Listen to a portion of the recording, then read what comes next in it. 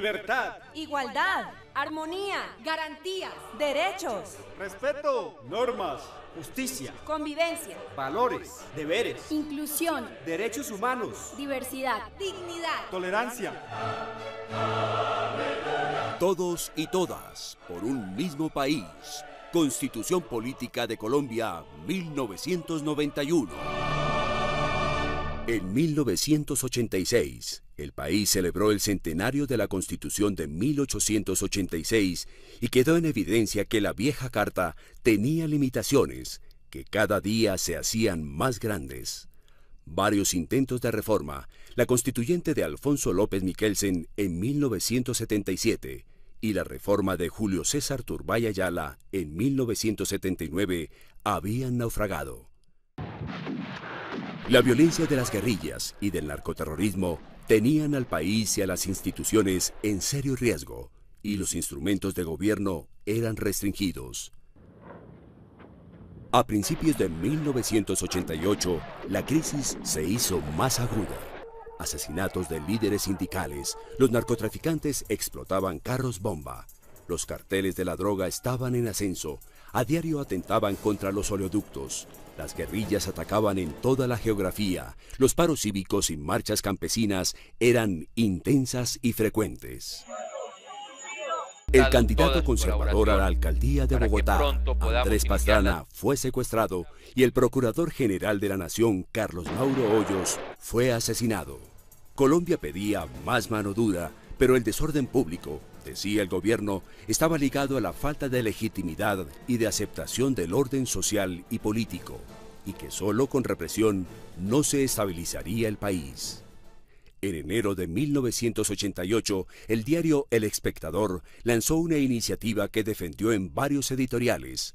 Propuso realizar un plebiscito para volver a institucionalizar al país. El presidente Barco lanzó una propuesta concreta y audaz, basada en un estudio elaborado por los entonces ministros César Gaviria y Fernando Cepeda, que en las elecciones locales siguientes, los ciudadanos, en papeleta separada, decidieran la derogatoria del artículo 218, que establecía que la Constitución Política solo podría ser reformada por el Congreso de la República, esto con el fin de posibilitar el plebiscito.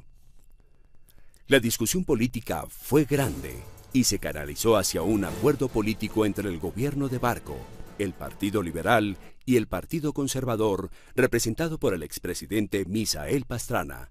Se llamó Acuerdo de la Casa de Nariño y contemplaba un mecanismo preparatorio del referendo que tendría lugar el 9 de octubre de 1988, integrado también por el nuevo liberalismo de Luis Carlos Galán y por la Unión Patriótica, dirigida por Diego Montaña Cuéllar.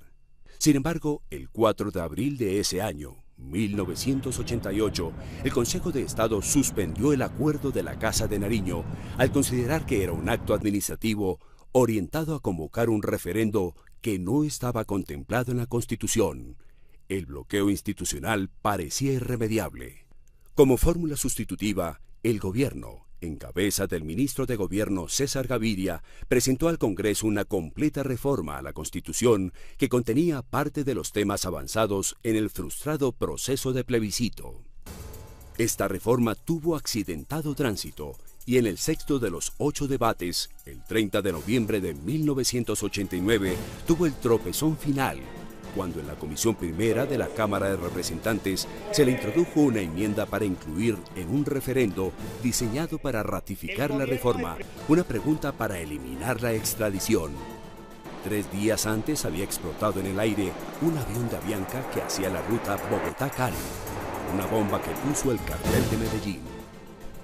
En ese año, 1989, el país fue bañado en sangre. Asesinatos selectivos a dirigentes sindicales, miembros de la Unión Patriótica, terrorismo demencial de los carteles de la droga, operaciones de las guerrillas en todo el territorio.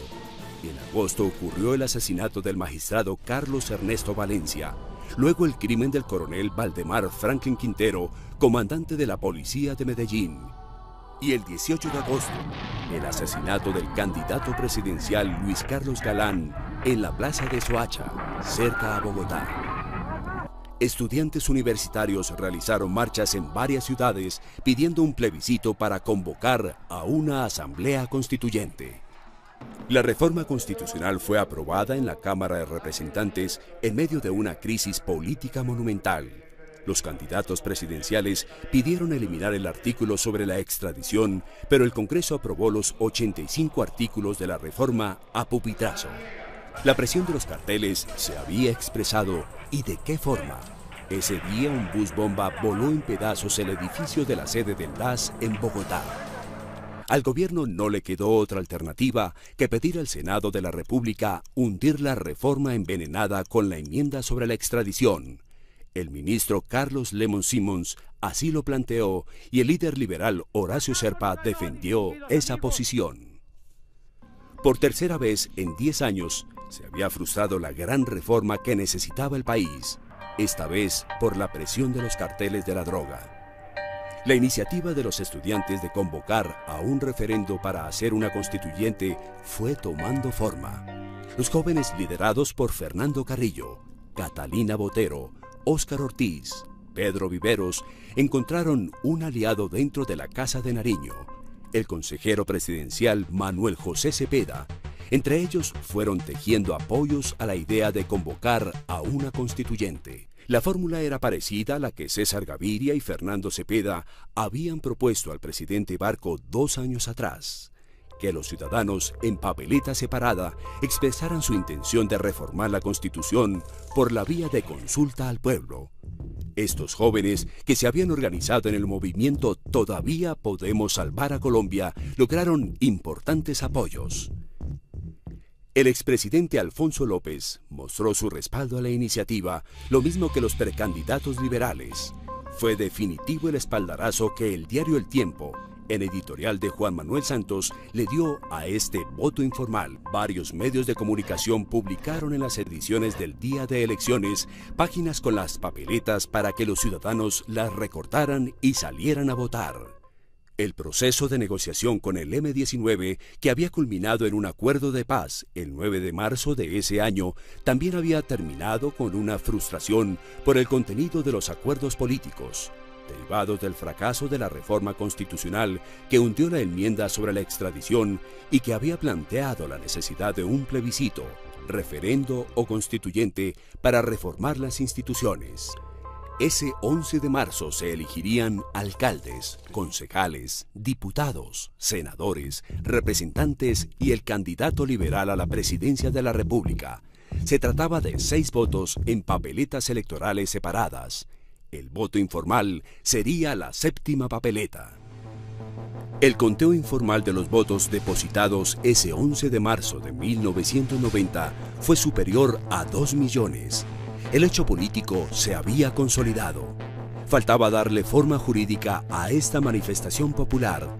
El gobierno de Virgilio Barco, con el cerebro de Manuel José Cepeda, Humberto de la Calle Lombana como vocero, la secretaria jurídica Marcela Romero de Silva y la fuerza política de Horacio Serpa, ministro de Gobierno, y con el liderazgo de César Gaviria, elegido como candidato único liberal, articuló una forma jurídica original.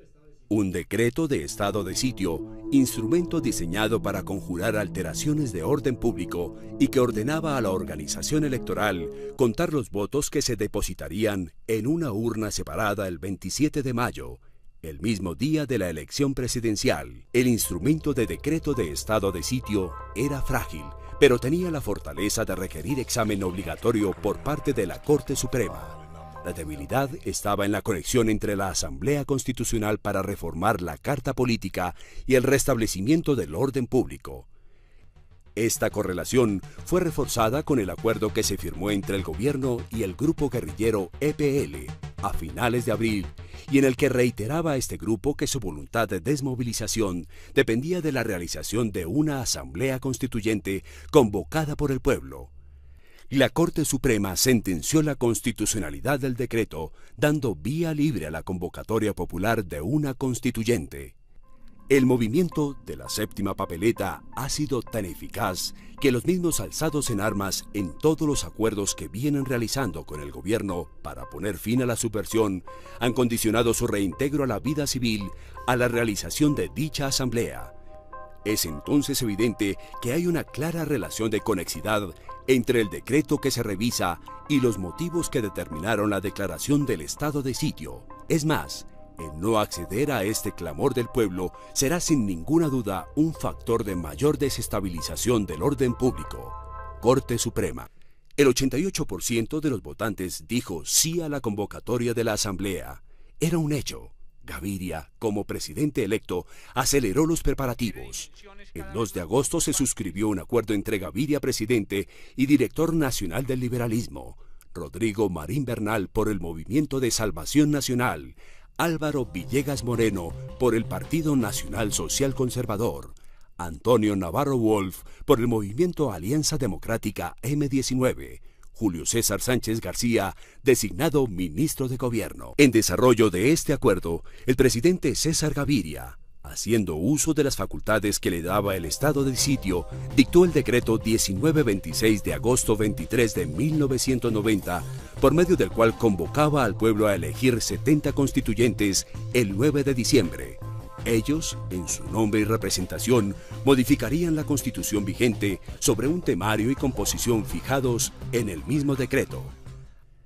La Corte Suprema de Justicia, al revisar el decreto, en sentencia del 9 de octubre de 1990, declaró constitucional el proceso y, como tal, declaró exequible la convocatoria de la Asamblea y a las elecciones de los constituyentes, pero declaró inconstitucional el temario fijado en el decreto, pues consideró que la Asamblea, como delegataria del pueblo, esto es, el constituyente primario, no podía ser limitada en sus atribuciones. Sería como limitar al pueblo soberano. Así, por esta sentencia, se estableció la elección de constituyentes para el 9 de diciembre de 1990. Ese día, 3.710.557 colombianos acudieron a las urnas y eligieron 70 constituyentes.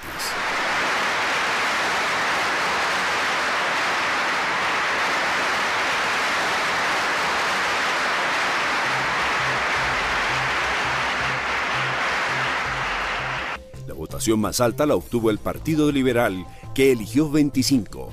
La segunda, la Alianza Democrática M19, que obtuvo 19 curules. La tercera fue para el Movimiento de Salvación Nacional, con 11.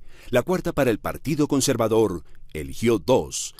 El Movimiento Cristiano 2, la UP 2 y los indígenas 2. Por un acuerdo político se eligió una presidencia tripartita conformada por Álvaro Gómez Hurtado, Horacio Serpa y Antonio Navarro. El trabajo fue organizado en 5 comisiones que durante un poco más de 5 meses crearon la nueva Carta Política de los colombianos.